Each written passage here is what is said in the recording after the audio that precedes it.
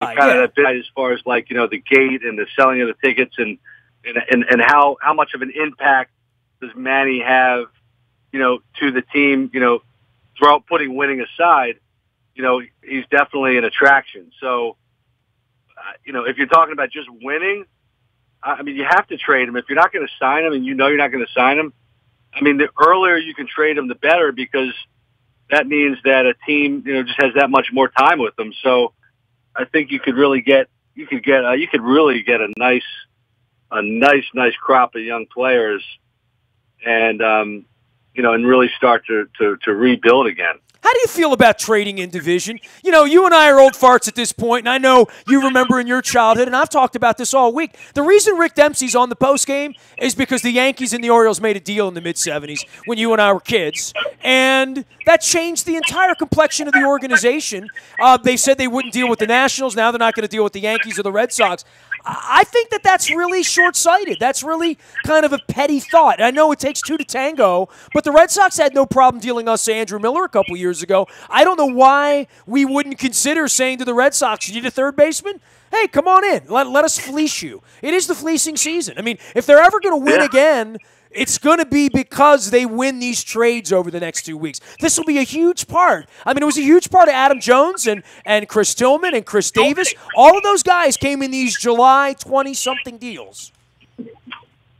I don't think it matters. I think it's more ego and than anything, and I think I think when you trade within the division, there's more of a spotlight over the transaction and the positive or negative impact it may have on the team. And I think that, a trade in the division is going to be more publicized and tracked.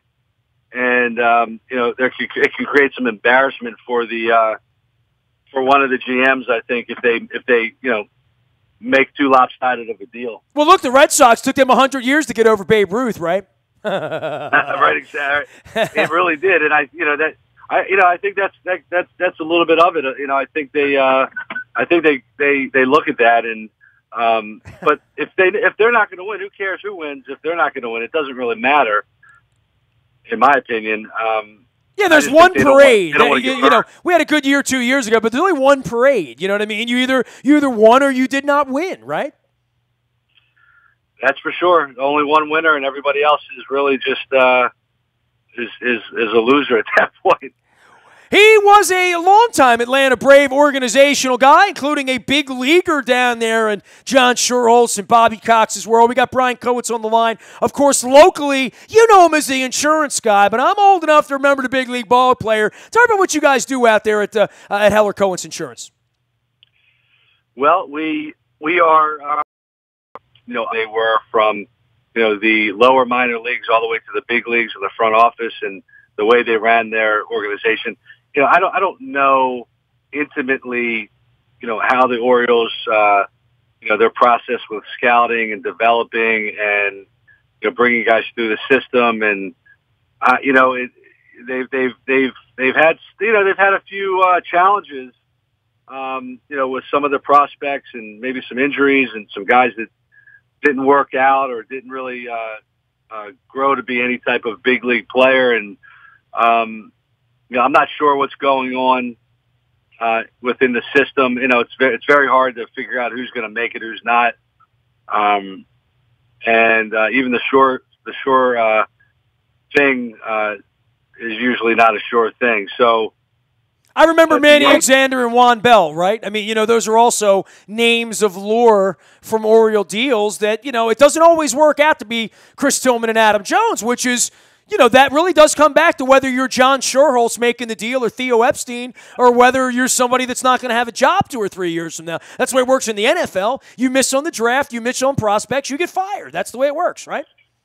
100%, yeah. And I think there's a developmental process, in the minor leagues, and there's how you cultivate and develop these guys. And, with all of the information that's out there, you would think that everybody would be, somewhat equal, but it's just amazing how different the organizations are from team to team. And, there are some known organizations that are just better at it than others, and I'm not sure what the formula is.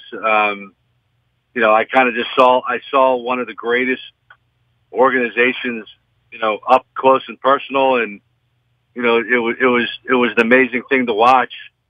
And I don't know what the Orioles are doing or not doing, but something I don't know. There's something that's they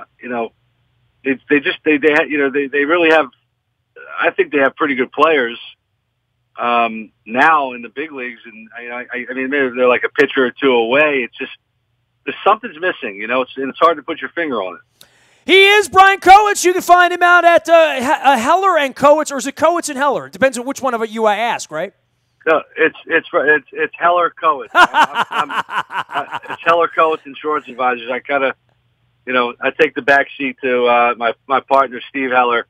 He's a wizard in the insurance business, and I like to yield to him. Hey, man, we'll yield to you being the big leaguer. It's always great to visit with you, talk a little baseball here this summer. We'll send everybody out to visit with you guys up there in Green Spring. Always fun talking baseball. Hey, we're a week or two away from football now, right? So, it'll be a split decision around here once the purple gets going, right?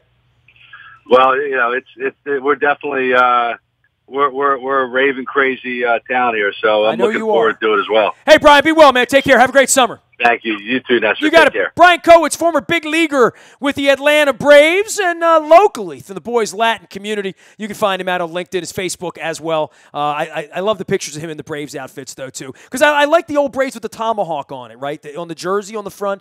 Those are my favorites.